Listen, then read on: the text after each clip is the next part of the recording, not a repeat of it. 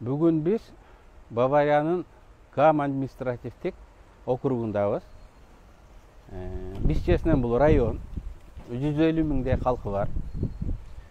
Бүгін Қырғызстаннан келген 21 студент менен жергиликтүү кичине жана чоң ишканалардын жетекчилери, райондун жетекчилери болуп жолугушуу өткөрдүк.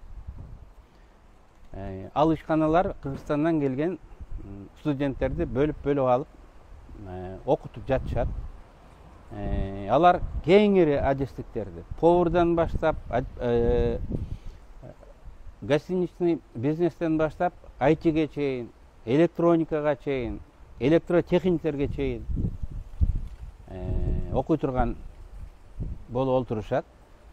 Бүгүнкү жолугушууда биздин жаштарды көрүп, мен бир четинен кубандым, экинчи четинен абдан сыймыктандым. Анткени көптү көргөн немис жетекчилер, ишкананын жетекчилери айтып отурат. Биз Европа өлкөлөрүнүн да студенттерди көргөнбүз. Алар мынчалык немис тилинде так сүйлөй албайт эле деп. Анын үстүнө биздин балдар жаш болгону менен мектепти быйыл эле бүтүшкөн. 17-18-де. Жаш болгонуна карабастан сүйлөгөн сөздөрү орундуу, мааниси бар, орчундуу. Албетте сыймыктанат экенсиң.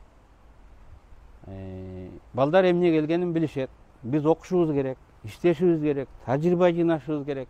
Кыргызстанды уятка калтырбай, тескерисинче анын атын чыгарышыбыз керек. Өзүбүздөн кийинки келе турганга жол ачышыбыз керек деп чоң кишидей болуп, бирөө үйрөтүп койгондой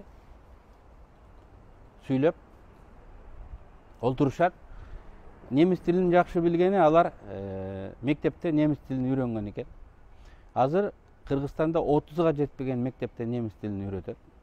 Союздун убагында 300дөн ашык, 10 эсе көп мектепте немис тилин үйрөткөн. Ошон үчүн биздин өкмөт мектепте немис тилин үйрөткөнгө дагы көңүл буруш керек. Каалоочу студенттер немис тилин мектептен эле үйрөнгөндөй болуш керек. Мен Гёте деген институттун жетекчилери менен сүйлөштүм.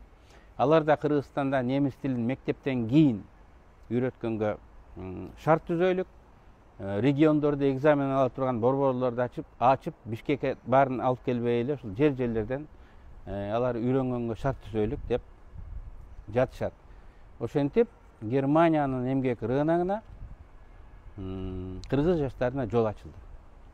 Урматтуу Лёкер мырза, урматтуу Бомлер мырза, урматтуу балдар жана кыздар, айымдар жана мырзалар. Sehr geehrter Herr Löffler, sehr geehrter Herr Bäumler, sehr geehrte unsere Landsleute, junge Damen und Herren und sehr geehrte Damen und Herren. Сиздер менен бүгүн жолукканыма абдан кубанычтамын. Бүгүнкү жыйналышты уюштурганыңыздарга ыраазычылык билдиргим келет. Ich freue mich sehr, heute hier zu sein und ich bedanke mich bei Herrn Organisatoren, Herrn Löffler, für diese gute Veranstaltung. Ich heiße Luisa, ich habe auch eine Azubi von der Firma Mühlbauer. Ich arbeite als Kochin im City Hotel Rosin und ich möchte jetzt meine Muttersprache stärken. Мен оюмча биз деген ушу кыргыздардын Баварияга келишин тушоосун кестик деп ойлойм. Жана мындан кийин биз деген баардык күчүбүздү ошо окууга жана жумушка жумшабыз келет. Тобу бизден кийин дагы бул жака көптөгөн кыргыздар келип биздин ишибизди дагы улантканга улантышын каалайбыз да. Жана ушу биздин урматтуу элчибиз Өмүрбек Черкешев сизге да чоң рахмат ушул мүмкүнчүлүк үчүн. Жана биз деген ушу кыргыздын атын даңазалап жана анын атын мындан дагы өркүн өткөнгө аракет кылабыз. Жана баарыңыздарга чоң рахмат. Das ist also ein kirgisisches nationales Musikinstrument, wird aus Pfirsichholz Baum abgebaut und gebaut und heißt Komus. Ja. Aber hat 3 Seiten, ja, und das ist aus Leder. Und jetzt möchte ich eine kleine Melodie vorspielen für euch.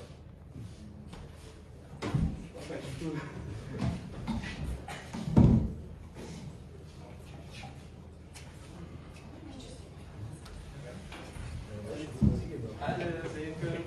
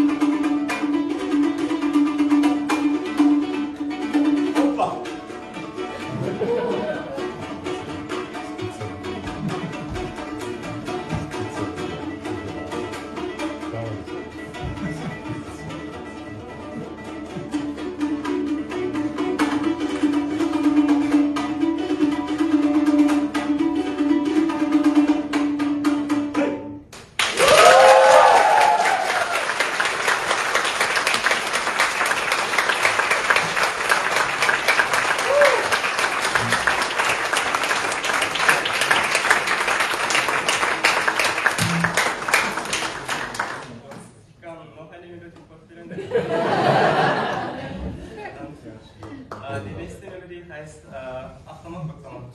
Und der Autor ist also der Rumba.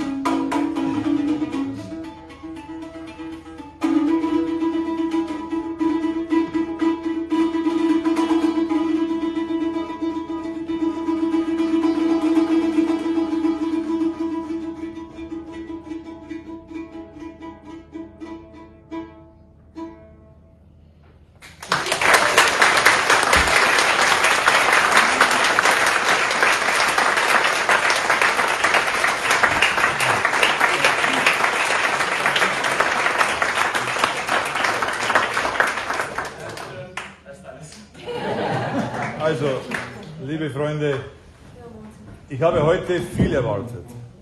Aber das, was jetzt in der letzten Stunde passiert ist, das hat alles übertroffen. Also allein die Menschen, die sich da begegnen, die Sprache, die Kultur, die Leidenschaft, die Empathie, die Freundlichkeit. Also ich sage heute schon voraus, das funktioniert ganz bestimmt, diese Verbindung. Ganz herzlich willkommen und vielen Dank, dass Sie bei uns da sind.